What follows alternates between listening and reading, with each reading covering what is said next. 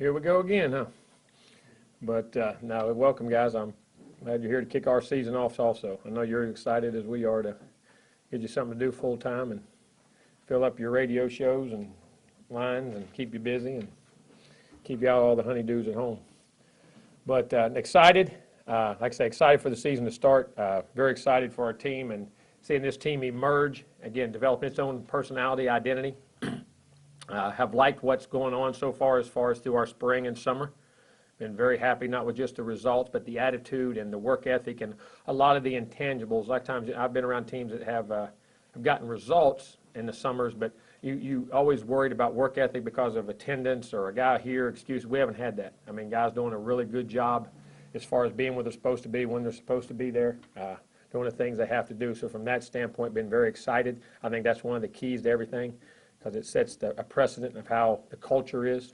Very excited for practice. You know, everybody talks about wanting to see the young guys, which we all do, because some of those guys, as we've shown in the past, are always needed. You have to use all those guys. You don't know which one is going to emerge, which one isn't going to emerge, how I can handle, all the things that go on. But also excited to see some of the upperclassmen, how some of their roles expand, how they're going to grow as leaders, how they're going to grow as players, how guys, for the guys that even started now to that top role, but even guys that were significant backups that played quality time or started a few games that now may be full-time guys or dependent upon that. Just watching how all that pressure, as they say, or responsibility, for a better word, goes on their back and how they deal with those things. I think there's a lot of questions that we have to answer. I mean, we have a very good team. I love our team, but, we still have warts like everybody else. We have to develop depth at certain places. We have to develop starters at certain places. We have to establish what our personality is as far as offense and defense and things that we can truly count on and who we can hang our hat on and who's going to be there in those key moments. I mean, there's a lot of things that's got to emerge in this next month, and it will continue to emerge throughout the season. It's not always going to happen right here in the month of August. But that's the thing about sports I think we all love, is that we think we know, but there's still all the unknown.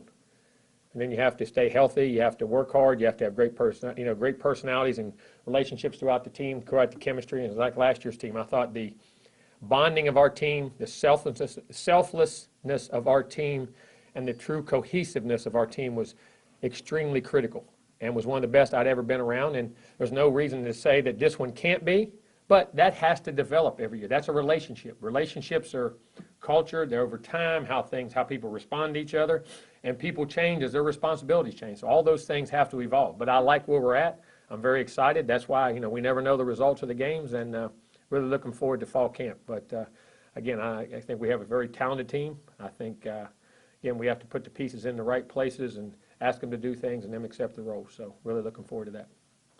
Questions? Coach, within moments after winning the national championship last year, it seems you flipped the switch and began to talk about not defending that title and doing the things that are necessary to prepare to win again and to be great and sustain greatness. You've talked some about your search for people who have exhibited that, had success, and then countered that with more success and continued to have more success. Who specifically did you look at beyond the Michael Jordans of the world? I know you've referenced. Phil Jackson, read a lot of Phil Jackson's books because it's from a player standpoint, how to relate that to players too. Bird, Magic, those kind of Montana, those kind of guys. But from a coaching standpoint, Phil Jackson, he's been able to three-peat 3 times. I mean, you go back and keeping that longevity and Pat Riley was guys in which we studied. I went back to a lot of the old Steelers stuff, watching the old videos of the Steelers and even Chuck Noll, and it's funny how each guy was so different. Now, there were different times and time periods, but the key to all of them was how they related and got the message over to other players to make sure that they stayed hungry and at the same time still enjoyed it. I think one of the keys to all those things was that it was serious, it was work, we're playing, but in the end of the day, they still enjoyed playing the game. And I think we can get so caught up, again, in not trying to lose instead of winning and playing good football. And like I say, sometimes you can play great ball and do things right and have fun, and it doesn't go your way, but you've done and I think what I don't want us to do is create a culture here where we're worried about losing. We're worried about, something like that happening. I still want to keep it fun. I still want the work ethic. We create the habits, all those types of things. But I think all the keys, a lot of the coaches in which even repeated and you learn from. Jimmy Johnson was another one. Tried to listen and study different things and quotes and little books and things he's read. But the thing about they still enjoyed playing the game. I think that's one of the most critical things in all this. Jimbo, is Sean solidified pretty much at number 2? Is there any competition? Who? Sean. Oh. Is there any competition? Oh, yeah, there's competition everywhere. Would you But this year, one is solidified, two is solidified. Is there any drawback in any way because they're not competing for the job, or is They're all competing for the job. Worry about that. No, they're competing for the job. Jameis doesn't go out and perform, he won't play. He knows that. And Sean the same way. I mean, I think Sean's a very solid number 2, but at the same time, I'm anxious to see how John Franklin has grown over the summer when he's not doing track and ball, and how JJ comes on. So, I mean, none of those are in stone, but at the same time, I like the guys that are there. Jimbo, all things being equal, everybody at this level recruits quarterbacks who are talented, got some size, can throw, can run, whatever it is. All things being equal, and if you had two guys equal, what does a guy got to do to get on the field for you outside of his talent? Be consistent and lead the team. How he affects the guys on the team. I mean, the most important thing as a quarterback is not what you do, it's how you affect the other guys on the team, the confidence you give them, the influence you have on them, how you make them feel when they're on the field, and can they function while you're on the field and be able to lead it down the field. It's how you, it's not just what you do, a lot of guys say that, but it's how the guys relate to you, how they respond to you, how do they play around you, because a quarterback's only as good as the people is around him, and how they play. I think those are all critical factors. And how does he move the team? Does he put the team in position to win? I mean, I could sit here and give you a list of about 100 things that all go into that. Jimbo, at the end of spring, you were talking about how Jameis and Roberto kind of had to work on not being bored. Mm-hmm. How were they this summer, especially Jameis after baseball? Really good. I thought Jameis come back as fresh as it was really fresh. And I had to make him sit back for a while and take a couple weeks here and there, but his conditioning and where he was, and I think was very anxious to get better fundamentally. And that was what encouraged me. Did a lot of film study and just his footwork and working on releases and quickening things up. I was very pleased with what he was. And I think Roberto went back this summer to Roberto. Not that he didn't in the spring, but trying and experimenting, tweaked a few things, but I mean really got back to his basics of what he was doing. I was very pleased after hearing everything from what they did in the summer. But Jameis especially kept a good, fresh mind. He had when you talked to him, it wasn't just like, oh, I got to go out there and do it. You know what I mean? He was fresh and excited about it, which I think that allows you to get better. Coach, at the wide receiver position, Kelvin Benjamin, Kenny Shaw gone. Any chance for the freshmen to come in, Erman Lane, and what's that? Oh, they're going to get a look. Erman Lane, Travis Rudolph, and Javon Harrison. I mean, all those guys are very talented. But at the same time, you still have Christian Green, has had some really good plays around here and done some significant things. Scooter Higgins, who's played, who's been injured and got injured last year, unfortunately, but can be back in that mix. And then you still have Bobo and you still have Kermit. So from that, and then you got Isaiah. So, I mean, all those guys, it's going to be a great challenge, great competition, but the best guy will play. How about the freshman defensive tackles that come in? How they looked in the strength program? Do they have a chance to maybe contribute? Yeah, I think some of those guys have come in extremely strong, athletic, and have done a good job for their high school program. Some of them, it does matter where you come from. Everybody loves to have those guys when they walk out here as seniors that are 500-pound benchers and 600-pound squatters. Well, to get to that part, it's not just what you do in college. It's the programs you come from in high school have a big part of that, of laying that foundation so you can grow as you get here. But we have some of these guys here that have come in this group that are physically have done an excellent job in high school and are, I think, physically can take the pounding and have the strength to make a significant contribution as freshmen, but now they got to go out and play. How tough is that to be in the trenches at 18, 19 years old? To make that transition? That's why basketball guys go to the NBA, baseball guys go to Major League Baseball. High school guys don't go to the NFL. That's the difference. Because all those are contact. This is collision. When you put your hand in the dirt at this level of ball and at that NFL, there's grown men in there. And there's even a difference in college and pro. And some of those guys can emerge early, but when you put your hand in the dirt and you look up and some of these guys that do bench 500-600 pounds and can bend and run like you're a skilled guy and got an attitude, that's the difference. And that's why you don't see that, and that's why you don't see it in football, guys jumping to the highest levels. In the vein of you're either improving or you're going backwards, how do you improve on last season? It's not about the record. It's about the program, how the program improves, how it improves our people. How do we get better as a support system of supporting our guys, whether it's in school, whether it's as people, whether it's in personal development, all the different things. And then how do we develop them individually as players and make them cohesive to a team? We get so caught up. I mean, your record is, as they say, who you are and you want to win it, but you can still improve in so many ways and not have won every game. Now, that's our goal. That's what we plan on doing. But at the same time, it's about the culture in which you create and the people in which you develop. When you guys won the national championship, you talked a lot about the previous teams that you had, 2011 when those guys lost 3 in a row, 2012 when you lost at NC State, and how that kind of all led up to you guys winning the national championship.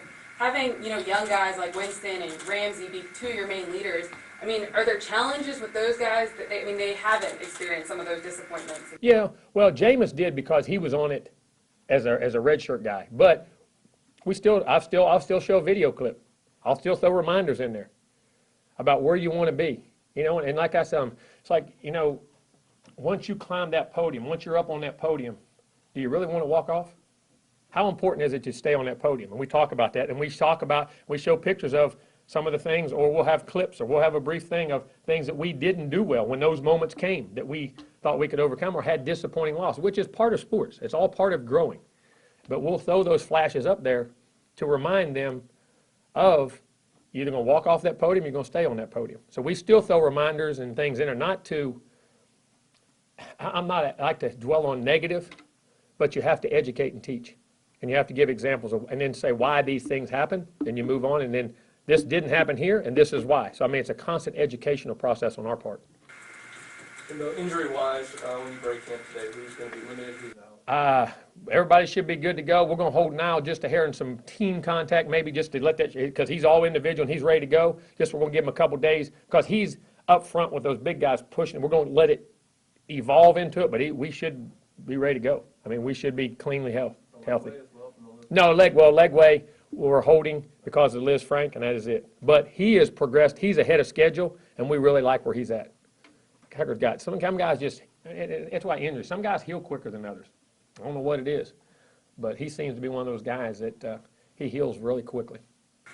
Coach, you said you're not going to find every answer, during August, but defensively, what are you looking to see emerge over these next 2, 3 weeks? I want to see those front guys take the responsibility of starting. I want to see the quality depth behind it so we can get a quality rotation. I know we got plenty of guys and plenty of guys capable who can be dependable and accountable. I think the leadership role at linebacker, I think Terrence Ayers, but who steps up at Mike linebacker and becomes a leader at that position. I think as we evolve into our nickel and dime packages and how we mix those guys in the secondary, I think we have more leadership there probably than anywhere on defense and more vocal guys. But, who's the pass rushers? Who's going to become those pass rushers? Who's going to be our DPR guys? Who's on third down can be our designated pass rush guys, inside, outside guys. There's a ton of things. Who's going to be the nickel backers? Who will be the first and second down backers? There's a ton of things in there. Do you have a defined first-team starters at linebacker yet, or you're like? No, we'll rotate guys because the way we practice, we got 1s and 3s on one field, 2s and 4s. We're going to get quality reps, and we'll mix and match different groups of people, and also who plays well together. Sometimes people don't look at that. Certain guys play better beside certain guys. Other guys play better by other guys, and creating those packages at times is going to be critical in identifying that also. Because you're able to spend some time working with the team and the players this offseason, do you feel like you have a better idea of what you're looking at going into camp in phase 2? I think it's very similar. I still think it's very similar. We did a lot of the same things. And now we could be out there and put more eyeballs on them and get to watch them ourselves and legally be out there to do it. Because before you couldn't do it. You had to go by word of mouth. You know what I'm saying? By being out there to watch, I think that helps. But I still think it's very similar to what we've done. Jimbo, you mentioned fun and wanting to keep it I'm fun. sorry? You mentioned fun and wanting to keep it fun for the players. Has that always been an attitude of yours? Is that something that's developed? It is. And fun comes when you know what to do. When you have a responsibility, every job is fun when you know what to do and how to do it. No job is fun when you don't know what to do and don't know how to do it. That's part of it. And I think the more guys that we can get to understand what we're trying to accomplish and to play the game. It's fun. It's a fun game to play when you really know what to do. But that's always been an emphasis. This game is too hard to play without enjoyment. To that end, getting back Tyler Hunter, how big is that? Oh, critical. You just see him. He's like a kid at Christmas. He's like he's 2 years old again. 2 or 3 when you first really started knowing Santa Claus was coming. Just watching his face and watching and to me as a coach, it's very rewarding. And to his coaches, just to watch how hard he's worked to come back and how much that tells you how much it means to him. People think these kids are spoiled. People think these kids at times they'll get those claims that you're just a prima donna. You go through the trials and tribulations of somebody that and then could walk away from it and do something. But how much it really means to him to be out there on that field. you have a lot of running backs coming back from injuries from the spring too. I mean, you've always had multiple guys get a lot of carries. Are you eager to see who steps up behind Carlos? No doubt. I mean, Carlos, on offense, and Carlos taking that role. How consistent will he be? You know what I mean? And then you have Ryan Green, you have Mario Pender, you have Dalvin Cook, you have Vickers, and even Freddie Stevenson back there is evolving into. Freddie's a very talented guy now. Can run it, block it, and do a lot of things. And how he gets better, so we can put more on his plate and going forward. But yes, that is going to be extremely critical. Do you feel like you're able to get more out of this first week just because you have, Winston back, you have the same defense as you guys were working in last? I think the more knowledge of the system, without a doubt. I think it's a second year on defense of exactly the system we're running, so I think the knowledge of that is increased. So I think the young guys will even know more because the older guys can help them. I mean, sometimes going in last year early, the older guys couldn't help them because they were learning it for the first time too. So I think from that standpoint, yes, and offensively with all the experience you have, when a young guy, I mean, he's got to do it. And you got it drawn on the board and you see a picture. But when you got a guy in front of you who's doing it right, then he can explain little things to help you. I mean, it just makes it that much easier. And I think from all that standpoint, it really will. Yeah. Coach, you guys did as good a job as any team in the country last year of eliminating the clutter. After the season that you've had, is the clutter any different? Is it heightened? I think it's people have tried to make it.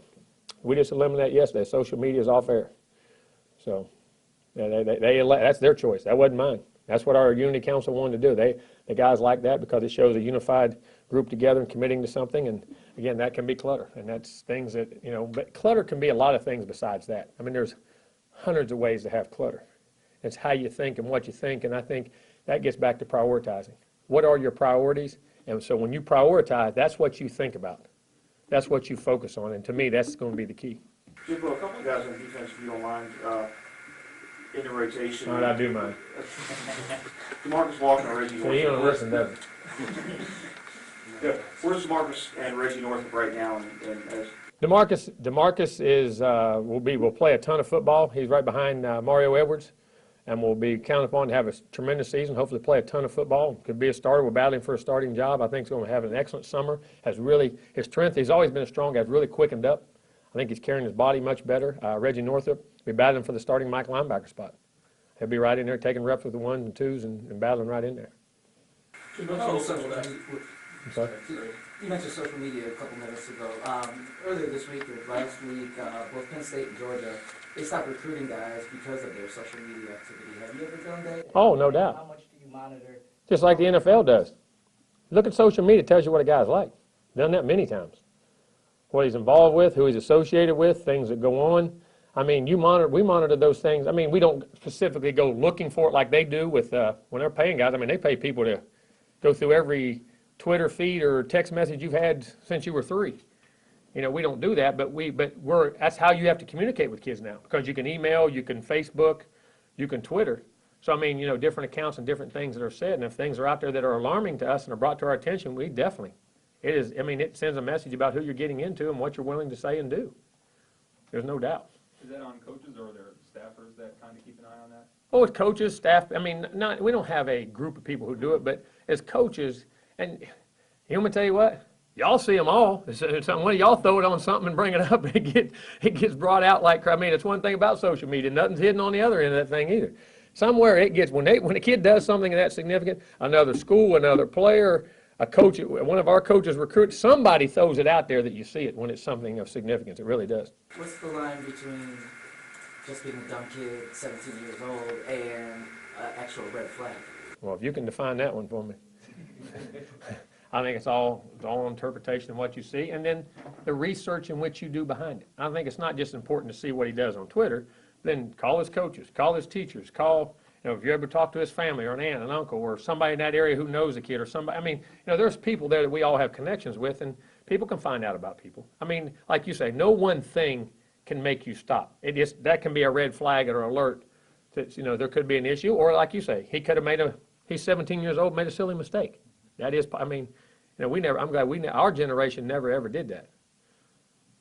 They can't prove it, right? It's not on Twitter or Facebook or email.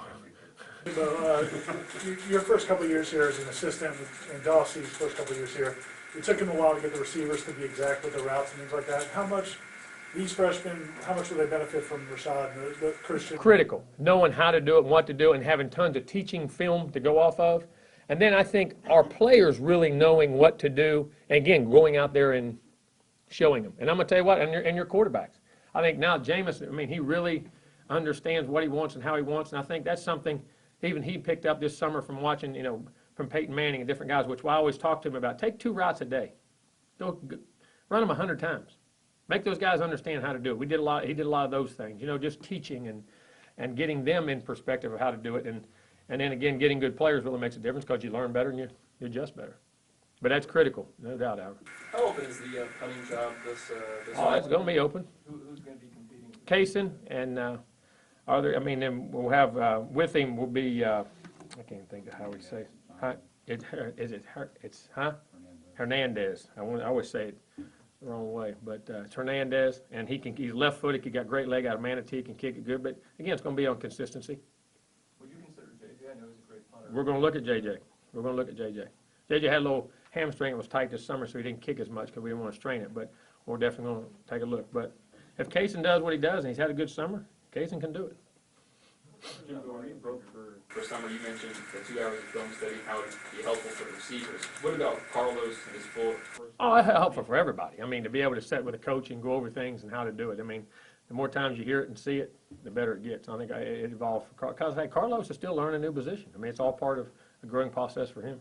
Where's Mario Pender in his development? He's kind of a unique situation. Had a great summer. Did good in school. He's doing good off the field. I mean, has really been very consistent. And I'm going to tell you what, he's in shape, and I'm going to tell you what, that sucker can fly.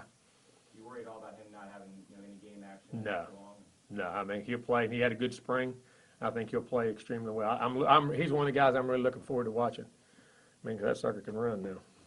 He's as fast as anybody. Such a young group of receivers, how valuable is it to have a shot out there and kind of give us an idea of what he's been doing to bring those young guys along? Oh, he meets with him, goes over what's expected, and Jameis, both of them. I think all those guys have taken a leadership role and helped developing these guys of what to do and how consistent to be, and been great role models for them. What's any more firmness on what Bubba's status would be? No, I'm gonna meet with him now, and I'll discuss it after I meet with him. Then I'll let y'all know. But he's still suspended indefinitely until, for right now, that's like we was. I still got to gather one more fact, and then we'll proceed. With Carlos being the most experienced guy with running back, really, I mean, is he kind of taking guys under his wing, or who's? Oh, he does. Carlos, because he's been around here, and Carlos is a natural leader. It's natural for people to follow him, and he likes to do those things. He likes to help folks. I mean, he has a great heart. So from that standpoint, he's done a really nice job in the leadership role. Jim, just wanted to clarify, is Bobo going to practice today? Oh yeah, they can practice. He'll practice even if he's suspended indefinitely, whether it's games we miss or whatever it is. I mean, he'll still practice. Okay. Jimbo, JJ on Twitter, which I guess was probably his last tweet, was talking about how Jameis is hard on him, but he really likes it. What does he mean by that? Jameis is hard on him. Is he hard on his teammates? Is he got a little bit demanding? Yeah. Because he knows one thing, he ain't gonna be as hard on him as I am. Right. He knows what's going to be expected and how things are done and what goes on, and tolerating mistakes or whatever. But also, you got to gradually break them in. You know what I'm saying, of how things are done, and and how that you can't repeat mistakes. And it's not JJ's fast learning going to be really sharp, but I have to ask him exactly. I didn't know what he meant, but I mean probably in that there's a standard, there's a culture in which we do things around here, and probably just trying to get him to understand that. Because one thing about JJ though, he is a workaholic. That won't be an issue. But is that Jameis's kind of person? Was he like that last year? No doubt. That's who he is. You guys gripe about me. Heck, he's out there. They got to deal with him on the field through 70, 80 plays a game. Last year, Jameis was talking about trying to not step on the toes of the older players, older receivers, and things like that. He was lying. He was lying.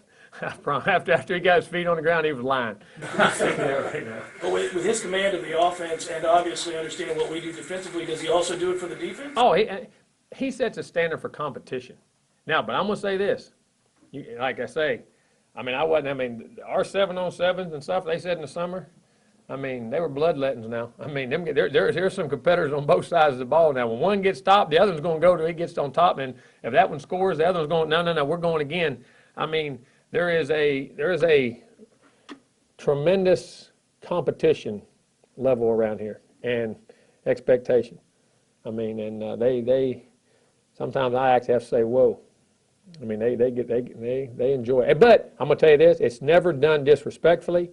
It's never done in malice, and it's never which I've been on teams that do that, and then they'll get into it with the other team and try to hurt the others. They understand, I mean, it's about what's best for you. They ain't going to take a cheap shot. They ain't going to, and then afterwards they're buddies. But I mean, when it's on there, these guys, I mean, they love to compete,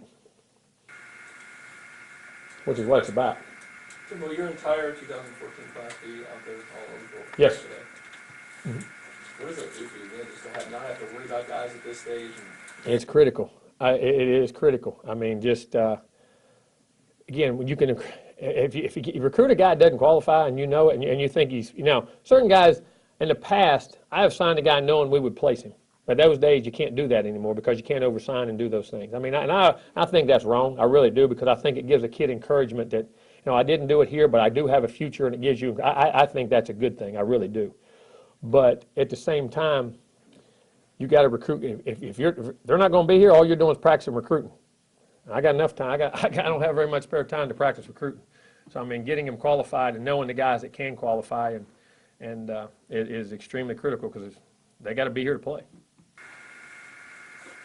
Coach, out in Pasadena, Coach Brewster talked a little bit about how excited he would be for this season, that you guys could go too tight a little bit more, use the silver personnel with either Hapley or somebody else. Is that something that you? Yeah, we've always done that here. We've always done. Last year just was, we had, not as many tight ends, but that'll always be incorporated into our package in some way, shape, or form. Is there a leader in the clubhouse for the second job right now? I'll be happily, without doubt. I mean, Nick and Kevin's had a really good summer. Coming back, I mean, I see significant difference in him now, even from spring. I mean, big time. Because spring he was still nursing it, getting confidence back in it. Now the strength's back in it. You see him running his strength numbers. He's had a tremendous, tremendous summer. He really has. Speaking of those guys, bigger role for Nick this year, just with the youth at the wide receiver position? I think that would happen if there was experienced guys out there, because Nick is one of the unique guys in this country to me, what kind of player he is and the understanding, and Nick's a truly, truly great player. And he is now. You talk about a guy who's done a great job in the offseason. I mean, squats over 500, benches over 400, running well with all of his skills, but now he's really becoming a physical player. Weighs about 248 right now, saying about 248 pounds. I mean, running well, looks really good. How much has Mario transformed his body? Mario. He's transformed it. He's so daggone big and athletic. I mean, he's still 300 pounds. I mean, he's a natural 300-pound guy. But we play with those guys at LSU a lot of times, 300-pound ends. When you can sit there and do a standing back flip and run under 5 flat and bend like he does, you don't have to worry about it. He's so extremely powerful. But he squatted 6 something. We stopped him on that, and then bench 4 something. I mean, he's a clean 340, 350. I mean, for a guy that size and doing that, it's pretty hard. Might he move around a little bit on the line? Could. You see him, Casher, all those guys have the ability to stand up, move, get displaced, go be a 3 technique, rush on the guard, rush on the end, stand up, get on the back. I mean, there's a lot of things. I mean, he's a very versatile guy. But you signed that really big offensive line class. Do you think some of those guys will you make an effort to get those guys in games? We'll try to. I mean, I think it's going to be important because, one, to develop quality backups with the other upperclassmen we have, but also for the future of our program, if we can, to get those guys in games, because they're going to be counted upon relatively quickly. And I've done a real nice. I like the looks of that group. I do, and they've done a good job this summer learning. Jimbo, can you share your workout and diet routine? What you been doing? Eating right, just eating smaller portions, and start eating right, and then used to just do a lot of cardio for a while, and then got into 30 minutes of hard cardio, elliptical. Then I go about 30 to 40 minutes of lifting every day, and I do that with 30-second rest. I mean, heavy weights, but at the same time, still doing it with fast cardio. So trying to reshape my body and do all that too. So. Is there some kind of epiphany where you said, I got to do something? Just got tired. I mean, just quit making excuses like that. Make it a priority in my life. I mean, health's the best thing you have to have. The most important thing in life is health, till you never have it. We talk about everything else. We want money, we want time, if you don't have health, you don't have any of it. And I got tired of looking at myself and making excuses for being heavy and overweight, and so I need to take care of myself. Because blood pressure and stress and everything in my business is cholesterol, things like that can happen to you, sneak up on you very quickly. So just as a priority, block out an hour every day and do it, no matter if I have to get up in the morning, late in the evening, or at noon. I heard 40. Huh? I heard 40. Yeah, right in that range. I haven't been on scale for a while. I'm comfortable now. So. Jimbo, this is getting ready for your 5th year as the head coach. I assume the program is where you expected it to be after 5 years, and the culture. Well, I was hoping. I mean, that's where we wanted to be. We wanted to have a culture that expected to be great, but understood it's easy to expect to be great. It's easy to say I want to do this, but to put the pieces in place and then educate the people in the organization and in your team to know how to act and how to interact with the players as your administration and from media, from the SID to the weight room to the training room to everything that affects these kids. And there's a certain way we're going to do things, and it all has to be one. And I think we're getting there. I still think there's always pieces we got to tweak and turn, and we're learning. And then the players of the expectations and how to act and what to do, and then because there's a point. Okay, I got these pieces in place, and I do this and I do that, but you've never achieved it till you ever do it. Then once you do it, you say, I know. Then when you know how to repeat it. And that's what I'm happy about. And I'm very excited that we've done that, and we should have the knowledge to move forward. And whether that means win the championship or not, but how you conduct yourself, how you play, how you prepare each week, the class you carry yourself with, the way you represent the organization, all those types of things. Coach, how much easier was this offseason for you, relatively speaking, with the staff being mostly all, returning, all coming back? I don't know if they're ever easy. I say that because as soon as it gets easy, you get complacent. Now, maybe you don't have to explain something in as much detail, but at the same time you do. Because as soon as I don't, they get used to not hearing it, and all of a sudden, I slip. As a head coach, you slip. I got to remind myself to do it to them every day, so it sets the standard for the way things are. Because if I don't do it, guess what? What do you think? Well, coach didn't say that. Maybe I'll let it slip. And it slips to the players. And that's the way things go. And I've had to make myself do that. I've caught myself. Because human nature is to take the easy way out and to relax. And you got to force yourself. Like I say, winning's hard. If it wasn't, everybody do it. Championships are hard. They weren't. Everybody get them. You got to remind yourself every day to do those things. And they're hard. It's hard to do that. So to say it's any easier, I don't really think it is. Now, they may understand you better from that point, but I don't think it ever gets any easier. Sometimes it gets harder because then you got to sit and make them listen to the same thing over and over and over and again. And you say, well, won't you say something different? When I tell them, when the reasons you have success change, then I'll change. Till then, we'll repeat it over and over. Jimbo, the new dorms, is that mostly for the younger guys, or how? No, we got the freshmen and sophomores in it right now, and I want those guys to learn, and I want our guys to learn to stay there. So, because some of the guys were off, we've let some have moved back. Some are wanting to move back in now, after they've actually seen them, and the convenience and the things that go with them, as far as being able to walk across here and all that. So, all the freshmen and almost the majority of the sophomores that will be sophomores are all in them. So hopefully, then we can keep. Hopefully, and then next year do another class. And then if they want to go off as seniors, we may let them do that. But I think they're going to find out they're going to enjoy those things. Have you already had responses from the recruits about? Oh, no doubt. That's why we went off campus to stay where we'd stayed at the Legacy. Housing is a critical thing. And you think about it, why is that important? Well, no matter what you say, where do you spend your most time at? Where you live. It's got to be convenient, it needs to be nice, it's got to be, and sometimes somewhere where you can relax and take your mind off things. And I think it was a very critical point in mindset and culture of an organization. I've always felt that. And I think what we've been able to do there is very critical for our future. In a lot of ways, not just the recruiting part of it. Team dynamics, team chemistry, who's hanging with the players, all that stuff. When you came back, were you, your impressions of Burt, I guess? I lived in Burt for 3 months when I came back. Why do you think we built some new ones? No, they were it back in the day, but everything gets outdated. It's time you got to continually update and remodel and remove. Because again, if you keep staying there, somebody's passing you up.